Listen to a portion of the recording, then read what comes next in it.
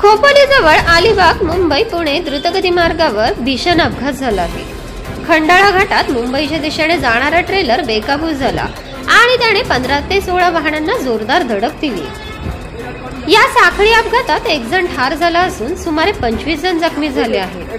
काहींची प्रकृती गंभीर असून त्यांना तातडीने रुग्णालयात हलवण्यात आले आहे। अपघातानंतर महामार्गावर वाहतूक ठप्प झाली होती। पोलीस आणि आपत्कालीन सेवा घटनास्थळी दाखल झाली असून रस्त्यावरून वाहने हटवण्याचे काम सुरू आहे। दरम्यान अपघाताचं नेमकं कारण समजू शकलेलं नाही। वेग, ब्रेक फेल किंवा दाट धुके यामुळे ट्रेलरचा ताबा सुटण्याची शक्यता वर्तवली जाते।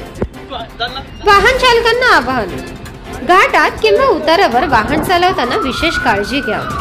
एक क्षणाची चूक अनेकांचे प्राण घेऊ शकते।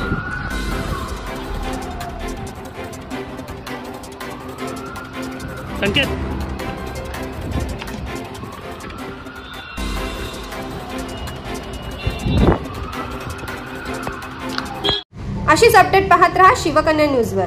बातमी विश्वात सतत खबरदार आणि जागरूक राहण्यासाठी चॅनलला सबस्क्राइब करा।